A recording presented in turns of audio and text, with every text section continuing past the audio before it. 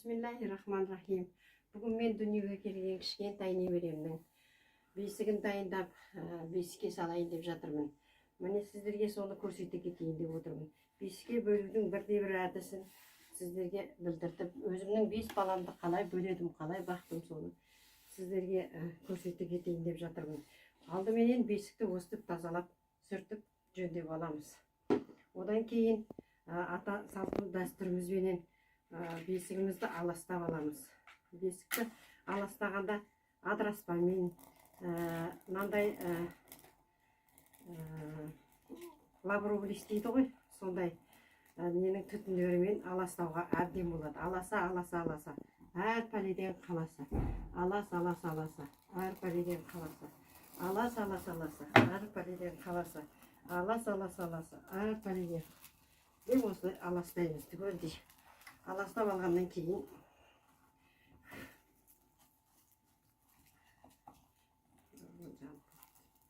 Мұхаммед жанымның кішкентай аласа, әр пәледен қаласа.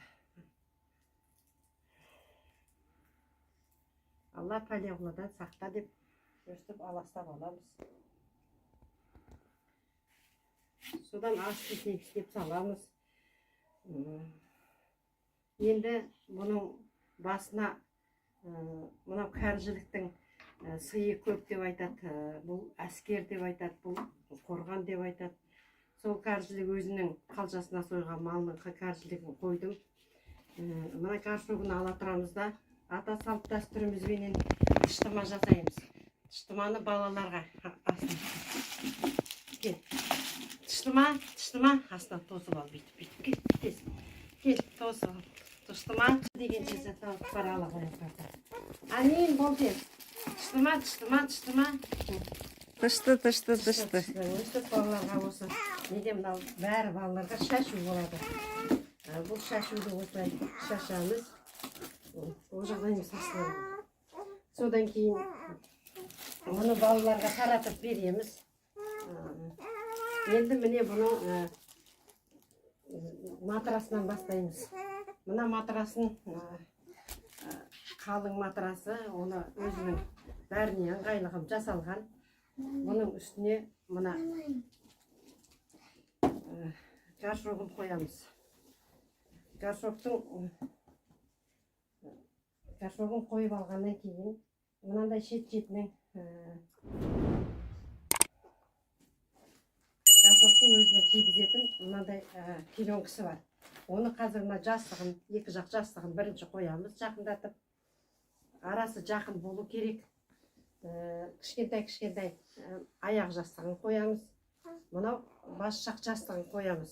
Осылардың үстіне аяқ жастық, бас жастықтың үстіне мына өзінің салынған пеленкасын осылай ептеп қоямыз.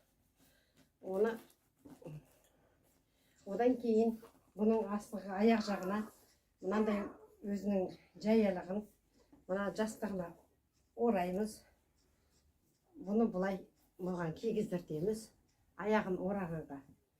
Содан кейін бас жастығының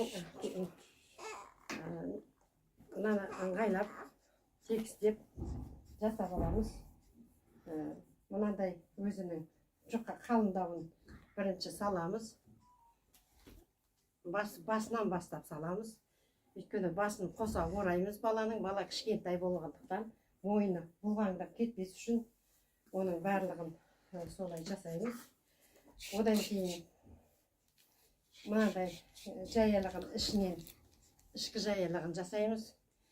Ол іш жағынан оралады. Оны бұлай алып келіп мынаған саламыз. Одан кейін бұның аяғын байлайтыны бар. Мына жерге аяғын байлайтынын қоямыз. Мына шүмек, бұл шүмекте мынандай соска қойдым. Оның басынан мына жерін кесіп, ер бала болғандықтан мынаған жасаймыз. Енді мен оны пеленкадан да жасап, кигізіп балаларды жатқызамын. Осылайда ыңғайлы болады. Осыны қазір енді сіздерге содан бұның бәрін жапқаннан кейін белбеуін тартамыз. Бұның бәрін баланы жатқызғаннан кейін, енді мен баланы жатқызғанымды сіздерге кейін түсірем.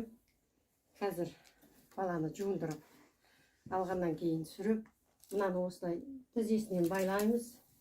Бұл мынаған келіп байланады. Мына жоғарғы жағын кеудесінен байлаймыз. Кеудесінде астынан алып байлаймыз осылай. Содан бұл деген өзі таза, өзі адамдар емізгенге де ыңғайлы. Баланың тыныш қайта памперсін кигізіп неметкенге көп пайдасы тиеді. Мына жерде кішкентай өткізетін жапқышы бар.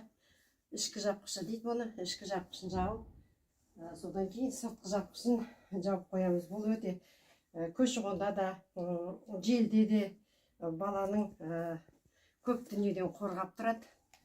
Бала бұның ішінде жақсы ұйықтайды. Сондықтан да ата салт дәстүрімізді қашанда өзіміздің ата салт дәстүрімізді қолға алып, бұл балаларды осылай үйреткеніміз өте тиімді болады. Сондықтан да сіздерге көрсетіп жатырмын. Жалпы бесікке салғанның аса бір қиындығы жоқ.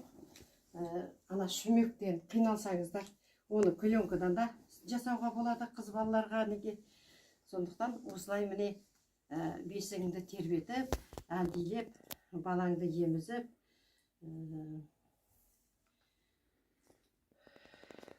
баланы тәрбиелаған деген өте жақсы. Келіндерге, қыздарға айтарым. Балаларың бақытты болсын, уайым қайғыларың жоқ болсын. Көп бала болыңдар, ұрпақты молынан әкеңдер. Еліміз аман, жұртымыз тыныш, елдерге аман болсын.